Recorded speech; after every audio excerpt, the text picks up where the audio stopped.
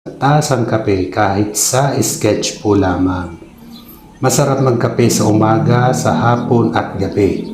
Lalong-lalo na pagkatapos mo nga magtrabaho, di ba? Coffee break, ika nga. Ayun. Konting kwentuhan, tawanan at kung ano-ano pang mapag-usapan na may kaakibat na saya. Ayan. Meron din naman na usapang pang-business, magkikita sa isang lugar para pag-usapan yung dapat na pag-usapan, di ba? Ayun. So, ayan guys, malapit ko na matapos yung isang tasang kape natin. Ayan, umuusok pa. Mainit talaga. Sarap ng aroma. Ayan, yes. So, ayan guys, maraming salamat po sa inyong panonood.